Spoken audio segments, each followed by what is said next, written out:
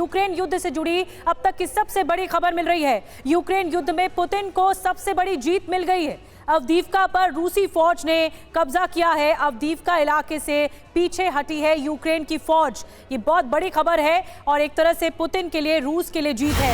Ukraine के नए सेना प्रमुख जनरल सिरस्की ने सेना हटाने का यहां से अवदीव्का इलाके से फैसला किया है। अवदीव्का पर कब्जे से रूस को मिली है यूक्रेन में बड़ी बढ़त और अवदीव्का में रूस यूक्रेन के बीच लड़ी गई सबसे बड़ी लड़ाई भी इसी इलाके में और आखिरकार यूक्रेन ने घुटने टेक दिए हैं।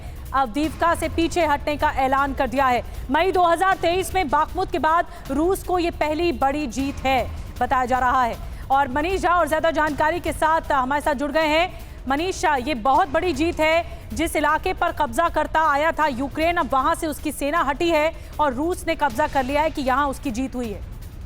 बिल्कुल निधि, देखिए काफी भीषण लड़ाई चली थी अवदीव्का में और बाखमुत के बाद, यानी मई 2023 में जब रूस की सेना को बाखमुत पर कब्जा करने में सफलता मिली थी, उसके बाद से रूस को भी कोई बड़ी जीत हासिल नहीं हुई थी। लेकिन महीनों तक संघर्ष के बाद आखिरकार आज की सुबह यूक्रेन की सेना ने अवदीव्का में बचे खुचे अपने सेना को पीछे हटाने का फैसला किया, क्योंकि जनरल सिरस्की को यह लगा कि वो अपनी वही गलती नहीं दोहराएंगे जो उन्होंने बाखमुत में की थी और जहां पर यूक्रेन की सेना को काफी नुकसान उठाना पड़ा था। और इस तरीके से अवदीव्का एक पर रूस का कब्जा हो गया। अवदीव्का रणनीतिक लिहाज से बेहद महत्वपूर्ण माना जाता था, क्योंकि अवदीव्का पर रूस के विजय के बाद डोनेट्स्क का इलाका, डोनबास का इलाका रूसी सेना के न केवल पूरे कब्जे में आ गया, बल्कि वो इलाका पूरी तरह से अब सुरक्षित हो गया। TV9 की टीम खुद अवदीव्का के उस फ्रंट लाइन पर गई थी। हमने देखा था कि वहां पर किस तरह की लड़ाई चल रही थी। लेकिन आज की सुबह बिल्कुल अवदीव्का में घुटने टेक दिए हैं। मनीष, मैं आपको रोक रही हूँ। अवदीव्का में घुटने टेक दिए हैं यूक्रेन की सेना ने और अब बाखमुत के बाद अवदीव्का भी